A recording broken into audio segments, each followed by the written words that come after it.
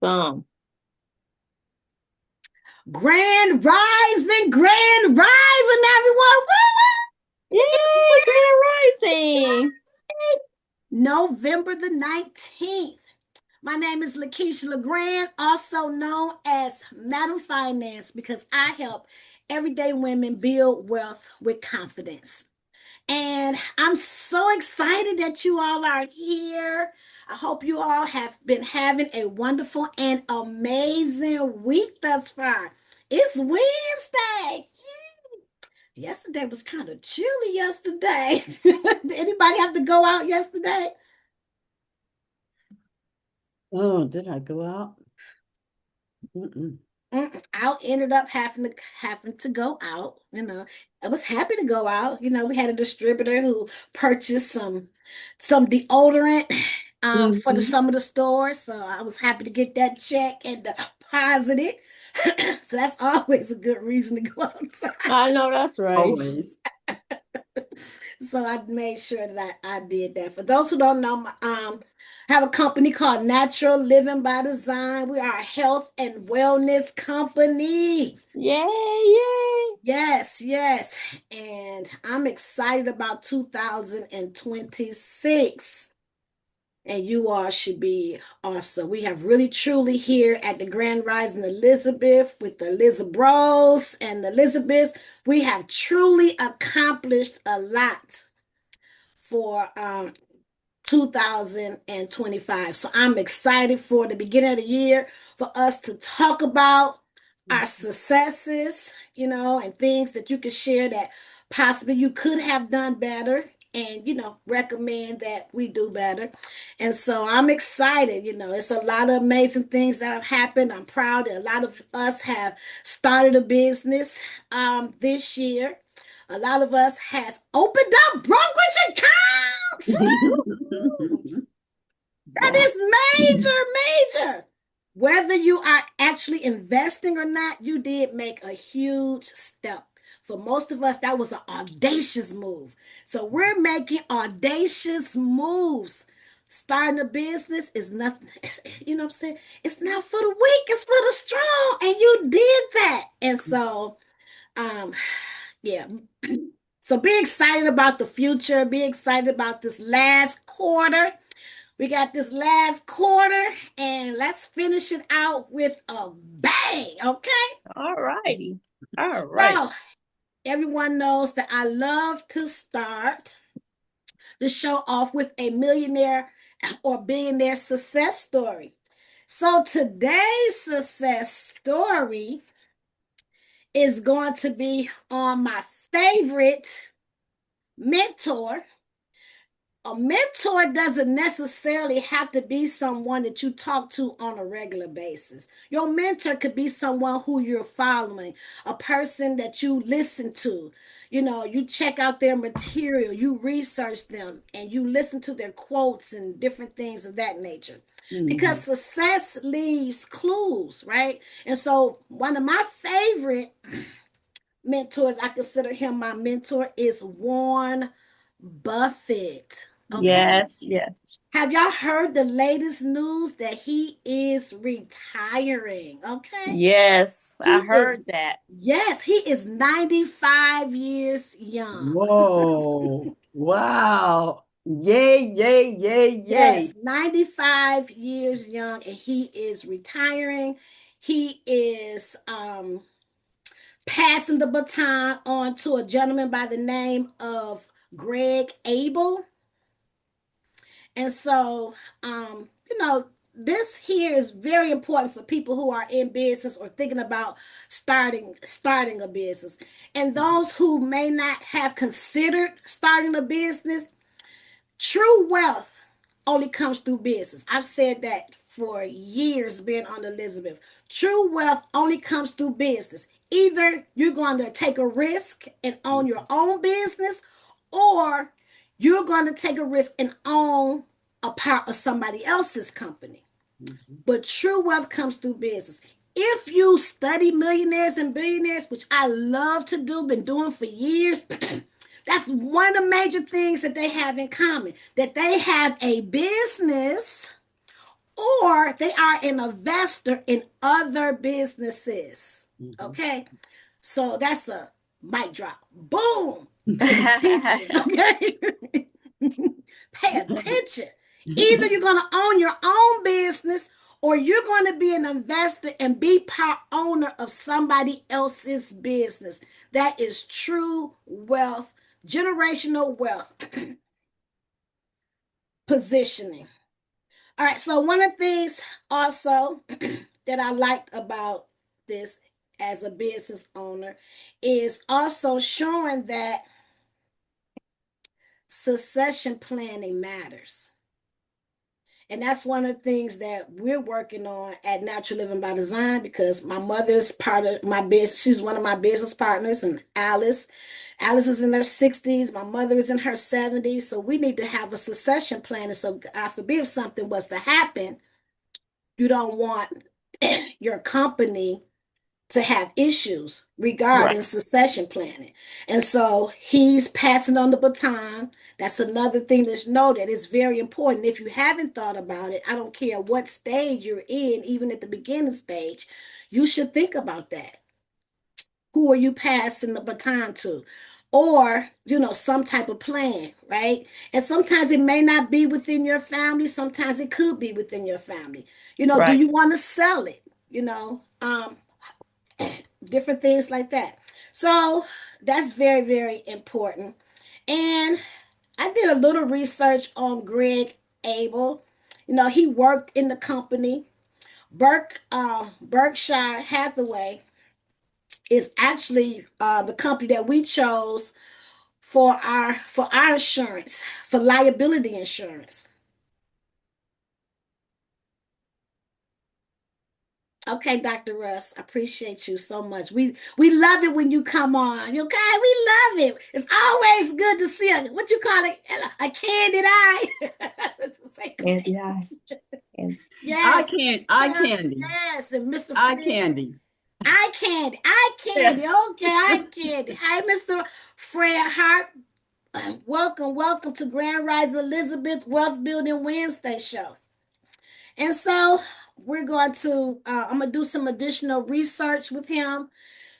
That is one of the companies we have our insurance with through liability insurance, is through Warren Buffett's company.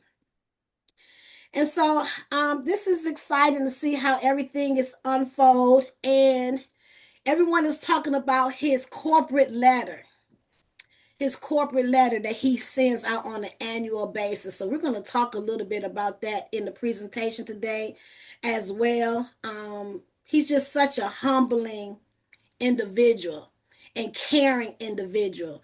And his success has a lot to do with being caring, having a loving spirit, and treating your people right, treating your employees right, treating your friends right, treating anyone. Like, when you do the right thing, God will always have your back. You don't have to worry about that. When you do the right thing, and he has a great reputation regarding investing, his humility when it comes to people and doing the right thing. So today's success story is again on Warren Buffett. Warren Buffett's journey is one of the greatest wealth building stories ever told. A living example of discipline, patience, and long-term vision. Warren Buffett was born in August in 1930 in Omaha, Nebraska during the Great Depression, a time when families struggled just to put food on the table. Nothing about his early environment was glamorous. He wasn't born into wealth, privilege, or luxury, yet he saw opportunity where others saw obstacles. At 6 years old, he started his first micro business, buying 6 packs of Coca-Cola for 25 cents and selling each bottle for 5 cents, earning a small profit. At 11 years old, he bought his first stock, 3 shares of City's Service, the moment that changed the trajectory of his entire life. See, it doesn't matter how young you are. Okay, these your grandchildren can start investing. Buffett developed an obsession with money, business, and investing. He read everything: newspapers, annual reports, financial books, anything that he could get his hands on. By high school, he was running multiple small businesses: pinball machines, paper routes, golf ball reselling, car washing partnerships.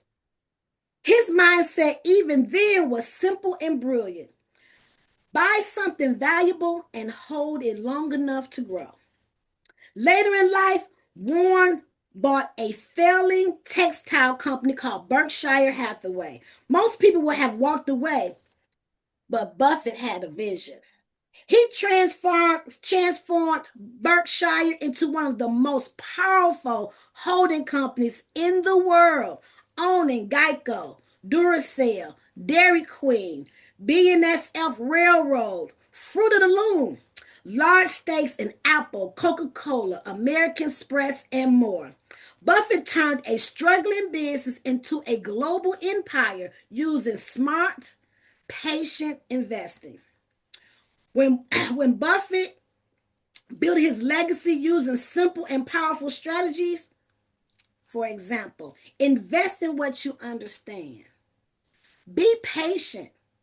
Wealth builds over time. Live below your means, no matter how much you make. Read, research, and study companies before investing. Compound interest is the eighth wonder of the world. Warren Buffett's estimated net worth is about $135 billion. But despite his wealth, he still lives in the same modest Omaha home he bought in 1958 and drives a simple car. Why? Because Buffett understands something most people miss. You don't build wealth by looking rich. You build wealth by being disciplined. Buffett shows that you don't need to be born into money to become wealthy. You need discipline, patience, financial literacy, and long-term thinking. Exactly what Madam Finances teaches every week. He started from zero. He became one of the richest men in the world. And so can anyone willing to follow the blueprint. It is not over. It is not over. It is not over. I love that story. He is absolutely amazing, right? He is amazing. Yes, yes, yes. That was good. Yeah, Huge his value story this morning. is Huge value. I appreciate that story. he's amazing, and he's humble, leaving out. And I can't wait to share what he was sharing about four things that he has, the investments that he has done that has helped him through all the market crashes that will happen, but they was able to sustain him. And so I'm looking forward to next week possibly talking about that, because that's very valuable, information that we Yeah. can all learn from. So, with that being said, I'm going to go ahead and go right into the presentation unless anybody have any questions. Yes, Dr. Hoover. Unmute yourself.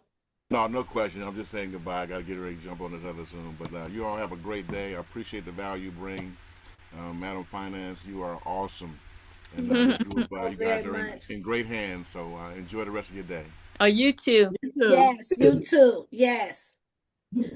I'm only awesome based off of my surroundings and my connections and my relationships, okay?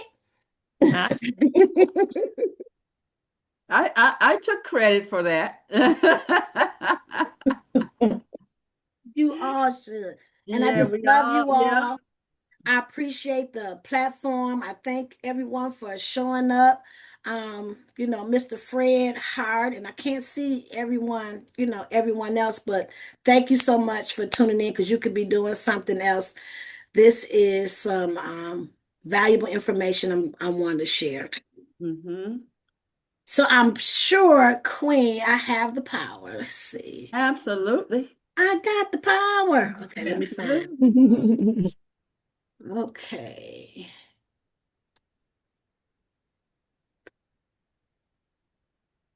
There we go. You were talking about Warren.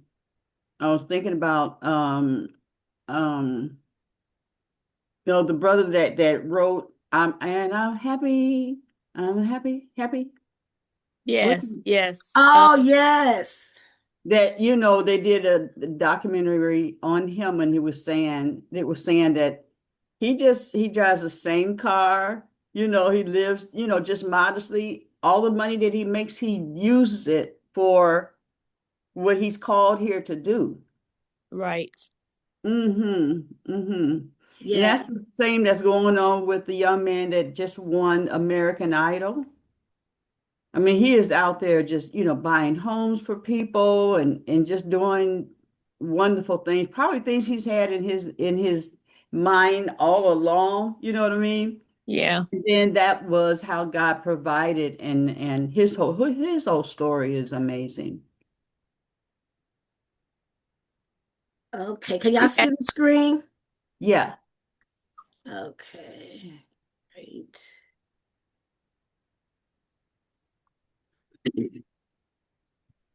Okay.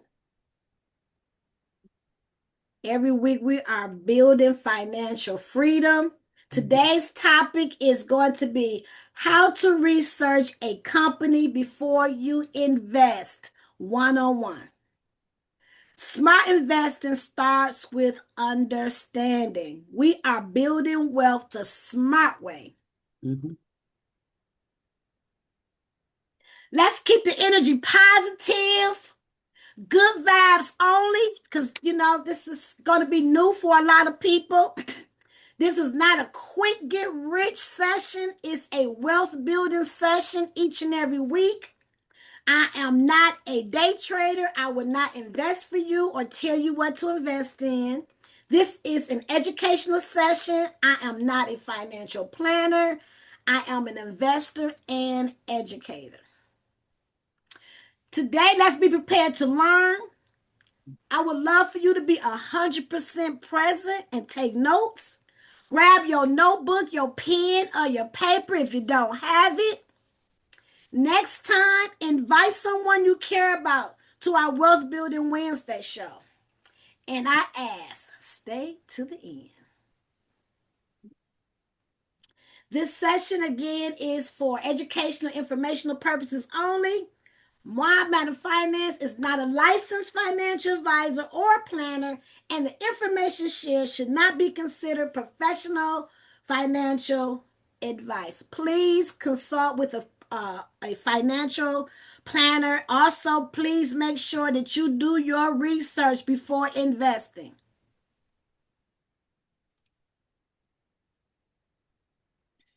I just want to give you all a hand of applause for showing up today. You have made the first step to achieving this goal of wealth building because you showed up. Mhm. How to look up a company. So I felt this was very, very important because although a lot of people have opened up brokerage accounts, once they opened up brokerage accounts, wasn't sure what to invest in. So I made it very important that we talked about certain things like ETFs, exchange traded funds. For those who are new, please go back. We record the sessions. Go back because it's some very valuable information. We talked about ETFs. We talk about dividend stocks, how to research recession-proof companies. We talked about REITs, which is real estate investment trust, some other alternatives that you can invest in. Whether they have to pay you by law 90% of the profits. We also talked about other strategies that you can use to start investing in dividend stocks and all that good stuff. But still in all, some of us are not sure what to actually invest in. So I'm hoping that this will be able to help you. Everything we do, I'm doing right now, God said it's for the beginners. So that's my target, is for beginners, people who are not savvy investors.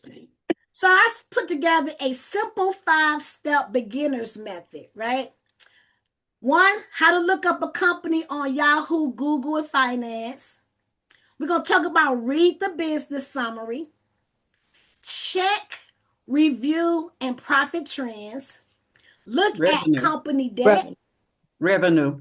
Apologize. Lord, what did I say? Lord have mercy. Review. Oh, revenue. Thank you so much. Okay. Look, I've been up since 3 this morning. Okay. Look at a company's debt, review leadership and inside ownership.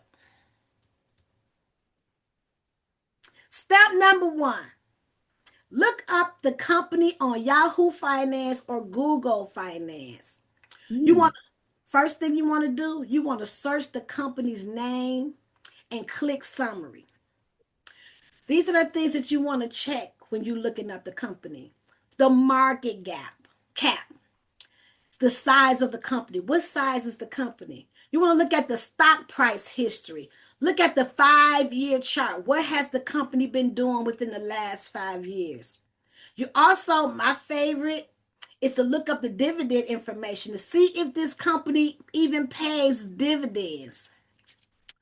Profitability. Are they making money? That's very key to if they're making money. Some investors don't like to invest in startup companies because they go through a lot and they're riskier. But sometimes you can find a company that really take off, like Tesla and Nvidia and other companies. Rule of thumb: if a company can't grow over 5 years, there may be a deeper issue.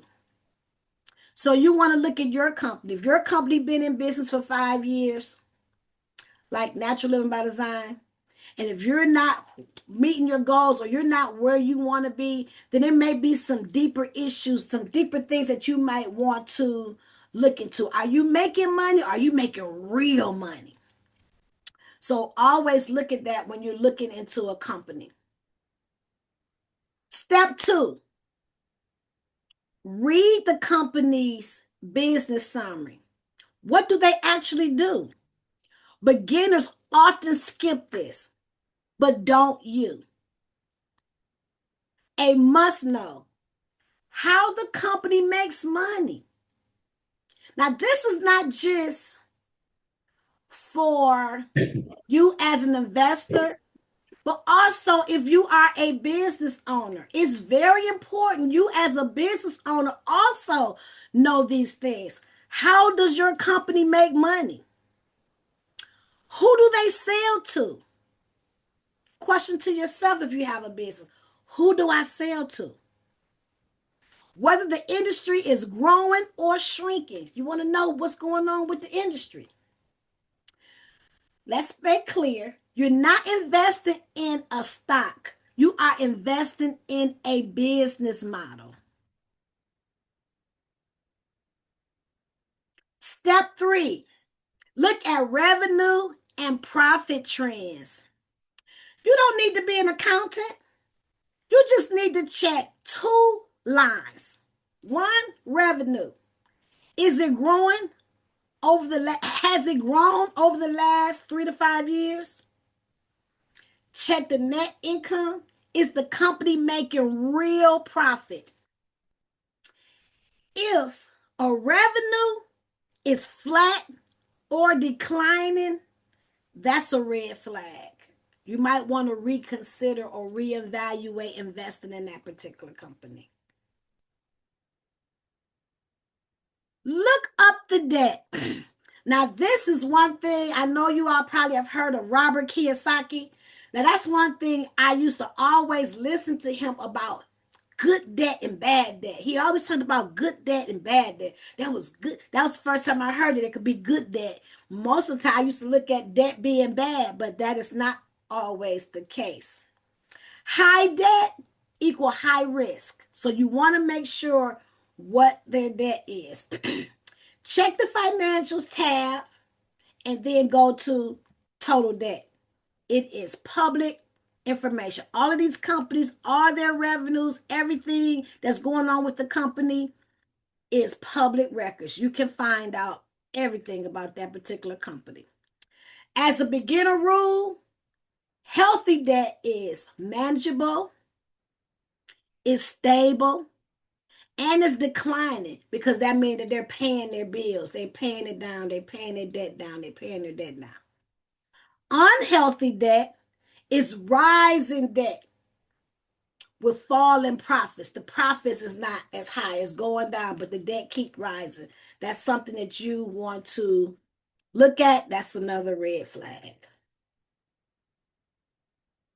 Step 5, check the leadership and ownership structure.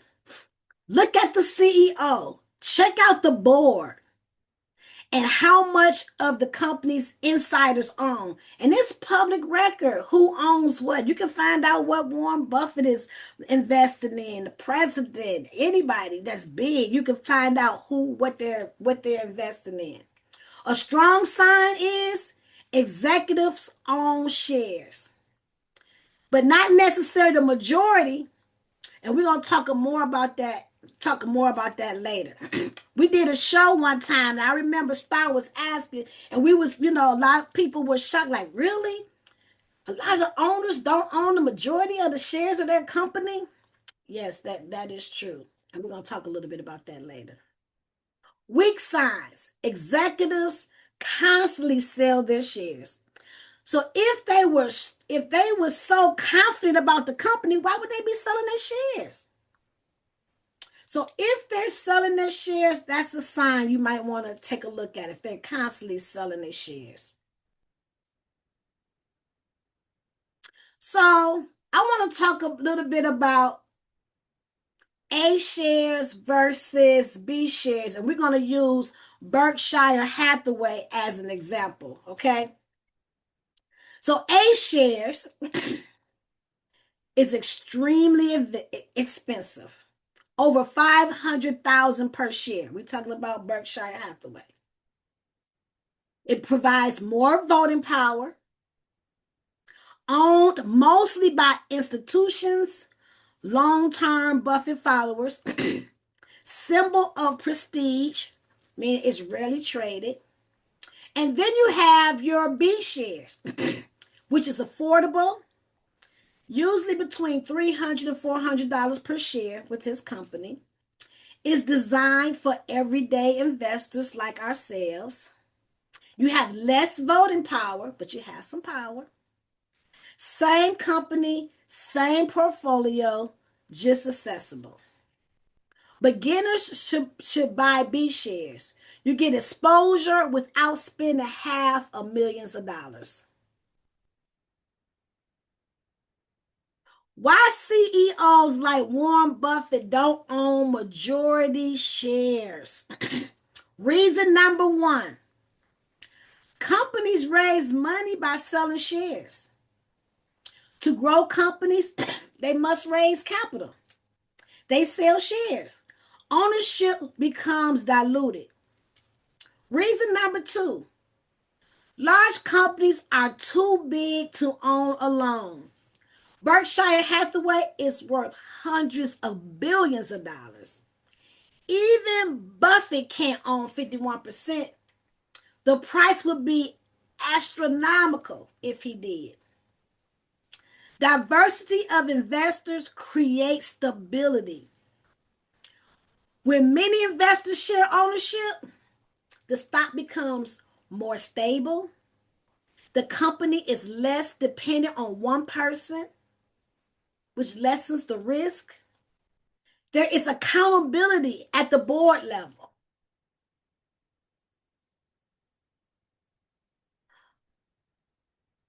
Number 4, reason number 4, Wealthy CEOs earn more through very high salaries plus stock grants.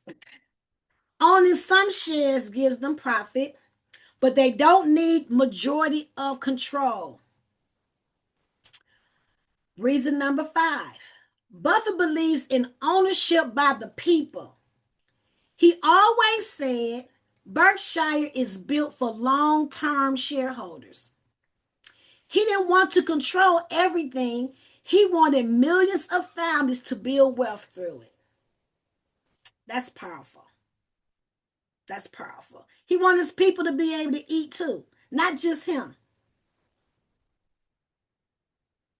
Now I'm going to talk a little bit about the corporate annual letters that each company has to provide. They have quarterly letters and information they have to send to the SEC, the Securities Exchange Commissions, every year. That's something that, you want to take a look at the annual letters. It's important to read. Yes, it's extremely important. Annual letters are the best, simplest tools beginners to understand a company. Why?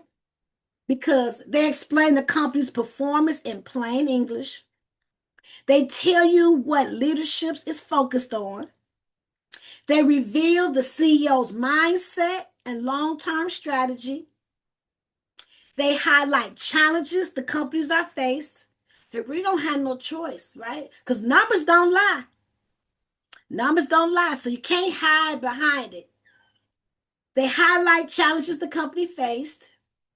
They show how the company plans to grow. That's important for you to know. Hey, they got your money. You need to know, what's your plans for you to grow. They often include the CEO's warnings, their concerns, and priorities, which is huge. In other words, the CEO tells you exactly where the company is going. Smart investors pay attention. Your money is on the line. Pay attention. Warren Buffett became famous for his annual letters because they teach real investing wisdom. Are annual letters public? Yes. They are 100% public and they are free. So for most companies are on the, for most companies, on their annual letters is on the company's website. Usually under investors, you can go to the annual reports or shareholder letters to find the letter. It's also on the SEC's website. You can go to sec.gov and go to Edgar database, and you will be able to find the letters of the companies that you're looking for on Yahoo, Google, Finance listeners. Example, Berkshire Hathaway annual letters are free at their website, and it has letters. But companies like Apple, Tesla, Coca-Cola, they all publish theirs online. So you will be able to see it online. This is is a crucial thing to really look at the letters, and it can really tell you about what's really going on, the mindset of the CEO. What's the mindset of the CEO?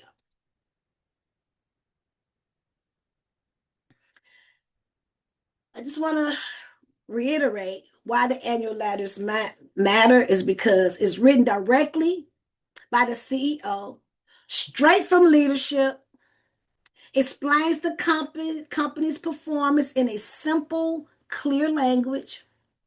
It reveals the company's long-term vision and strategy. It highlights the challenges, the risk, and future opportunities for the company. It shows how management thinks and what they prioritize. It's a great tool for beginners to evaluate a company's health. Remember, annual letters are CEO's truth. Read them, read them, read them.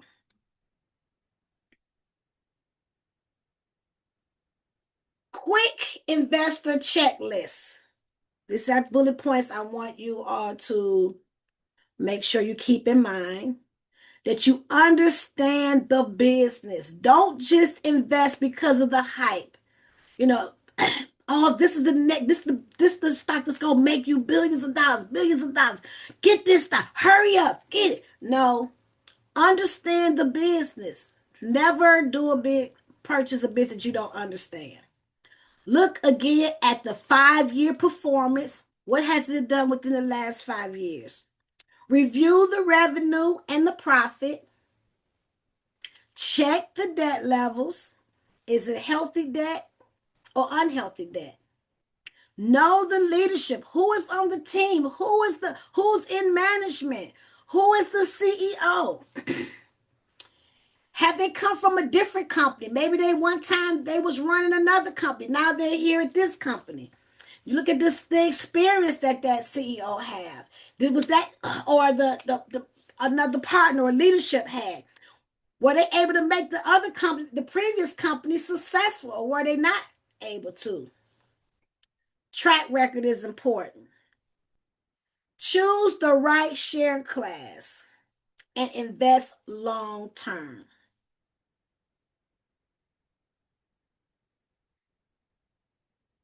Closing message on this subject is, when you invest, don't gamble, don't guess, don't buy because it's trending. Look at the company story. Look at the leadership. Look at its numbers. Numbers don't lie. Look at the value it brings to the world. What is the company doing?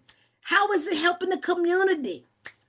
Are they investing? Do they, what are they doing? Are they giving back? Because real investors don't chase quick money. They buy companies that will still be here when their grandchildren are grown.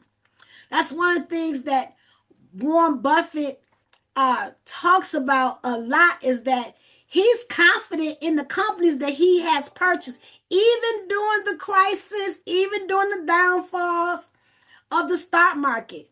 He don't move because he's confident that he has chosen good companies. When you haven't chose good quality companies, or there is not a plan on why you purchased this company, then you start moving out of emotions. Soon as the stock market go down, now you want to sell.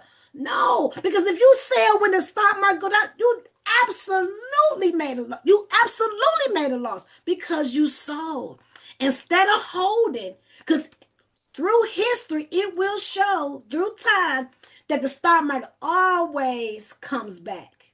Always comes back.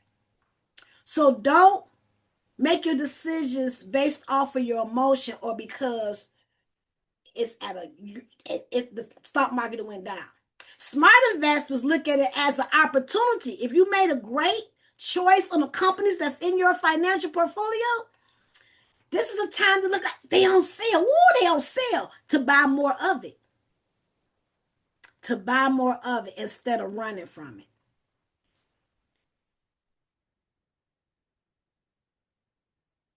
This is one of the things I shared last week, which I thought was so profound.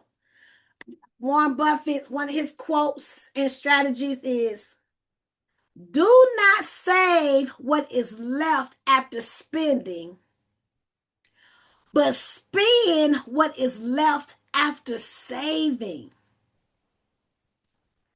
Meaning, save first, then spend. Save first, then spend. I am using that strategy more and more and more. Despite what my bills is, I'm making sure I put something up for me to invest in. And it doesn't have to be a lot, but save something first. You deserve it. You've worked hard.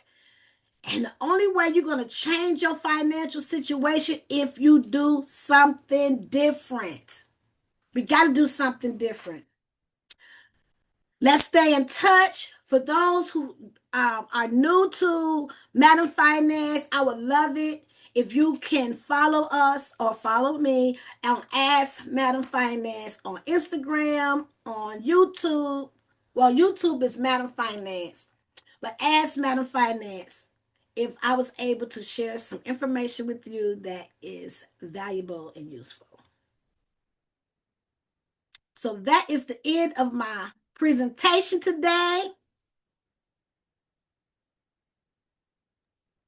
Well, I just want to say, Lakeisha, I am so grateful for you doing this session right here because the very first slide, the whole subject was like, okay, well, I don't consider myself a researcher. So where do I go? And how do I not get bored? And how do I know what is important and what is not important? Like you said, definitely read this, because it would be, oh, okay, it's a letter, So I really appreciate that to help me do research and how to find this area, because I'm stepping into another a very serious part of my life that I didn't know what to do, and what I was doing was sometimes right, sometimes wrong. And like you said, I appreciate you doing it from a beginner's point of view, because that's where I'm at. 72 years old, beginner, because some things I was not, some things I did right, some things, had I known, I could have done it different.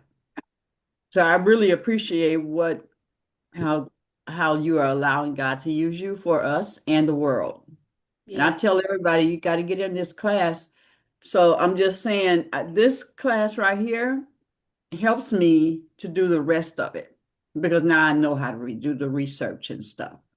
And I was sitting here while you was talking, I was thinking when I first started business, very first, 40-something years ago. And I was following Kiyosaki and all of that.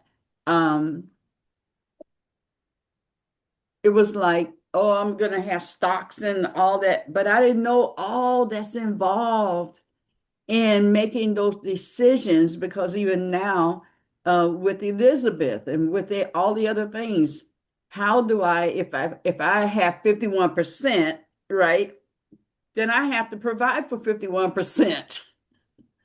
So when you said that, yeah, right. Because you have to, if people buying stock shares, right? If you're the only one, then you're the only one that's responsible, because every stock is a value. And if you're hoarding all of it, then, so that's something that I think about a lot.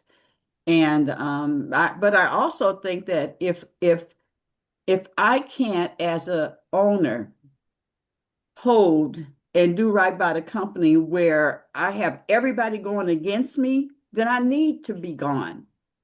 I need to not be there anymore. So I can take less in my stock, still being wise, less in holding, and know that, one, I'm going to do right by the company. Two, I'd rather have more people protecting the company than me, and I'm wrong, right? I appreciate you so much being authentic, because there's so many other people that's in your shoes. Like, it's so many, it's so many that is in your shoes that are not in your shoes. And being authentic is, I appreciate that, because, it's important to, a lot of people maybe on here is not part of the Elizabeth and don't know how powerful this platform is, and all the teachings that we have, and we have master teachers and different things like that, right, that go on behind the scenes, like yesterday, the Course of Miracles, and it talks about the ego. See, a lot of times you can't move forward or get past to the next level is because of your own ego. Sometimes you got to get out of the way and then know, is it your ego or is it God? Like, how do you distinguish the two? Are you making decisions based off of your ego, or is it an inspired something by God? You know, and for one, you don't have to be smart. You have to be smart enough to hire smart people. Mm-hmm. Be smart enough to hire smart people. If you are the smartest person in your company, then you need to get some more people. Mm-hmm. Mm-hmm. You need to get some more people. And now God is elevating us and me, because God works through people, about other avenues within your life. Because it's not over till it's over. As long as you wake up every single day, you have an opportunity to change your financial situation. There's no excuses. God has given us everything we need to live the life that we want to live. And if you're not at the financial stage that you would like to be, or you know you deserve to be, then it's time to do some self-evaluation, some self-reflection. A lot of times, what are you saying when it comes surrounded by money? Mm-hmm. God has really been working on me with what I'm speaking and what I'm saying and what's my disposition when it comes surrounded by money. Because sometimes when you see your bank account, it's not looking the way you want your bank account to look, or you see all of these bills, you know, it kind of make you step out of your abundance, because abundance is your birthright. Right? Life is supposed to be enjoyed. You know, you're supposed to feel good and be happy every day. That's what he wants. You know, that's what he wants for us. So a lot of times we have to check and see, you know, what is my disposition when it comes to money? What am I saying? Even though I'm saying affirmations, you might say your affirmations in the morning, but what are you saying throughout the rest of the day? And my ear is so keen on people that's in my environment, who I run to, that's talking negative about money. I can't afford this. I don't have this. Oh Lord, you know, all these bills. Oh, it's getting to me. Oh, it's making me sick. Oh, you saying all of these things and don't even realize what you're saying. Like, you putting your own self in jail, don't even realize it. Like, you, because of what you're speaking. Mm-hmm. Mm-hmm. I think, was it last week? I think maybe it might have been last week. We talked about life and death is in the power of your tongue. Mm-hmm. And what you say manifests. And even play, you can't even play with what you're saying when it's surrounding money. Because the universe and God don't know what you're playing or you're not playing. They say, okay, I'm always broke. I don't never have no more. The money just goes as soon as it come in, it go out. As soon as it comes, oh, you know, you have to watch those things that you are saying that is coming out of your mouth. Sometimes, ladies and gentlemen, it's best not to say anything. I have to catch myself sometimes when I look at my bank account. I be like, oh, I was expecting this amount of money. I was like, uh-oh. Yeah. What happened? What happened to my bonus? So you have to just begin. Did you want to say something, Deidre? Anybody have something to say? I was just listening to you. Thank you for sharing. But when I see my bank account, I add 2 zeros, add 2 or 3 zeros, whatever. Oh, no, that's right. Yes. Okay. When I see my bills, I say, all my bills is paid in full. Thank you, Lord. All my bills is paid in full. And I go about my bill. All my bills is paid in full. You know, so you do have to check your energy, your vibration when it comes to money. What are you speaking? Because it's, you know, it's beyond what you see. It's about your spiritual walk. Money is energy, like, you know, and abundance is our birthright, and we need to speak something different. What is our energy? You know, how do you feel as soon as you see your bill? Like, most people, they see their bill, they instantly, how you feel when you see that bill. Or you have to pay that bill. Like, oh, this bill, $400. My gas is $400 and some every month. How did that make you feel? Are you like, oh, dreading, oh Lord, my bills, or are you, is your position? I'm so thankful I have enough money to pay this bill. I'm so thankful that I got enough money to pay this bill. Oh, okay, my bill is paid. I'm happy that I can pay this bill. Or is it? Yeah. Oh, I go through, I feel that, I'm putting into the system. I'm putting into the circulatory. It's coming back. Whatever I pay, if I'm paying out, it's going to come back around. Multiplied. That's just life. yes, and you have to say that. That's good to say that, Yeah. And some people say, oh, affirmations don't work. That's an affirmation within itself. Right. That's right. That's that, right? That. If we only knew. That's an affirmation within itself. Within itself.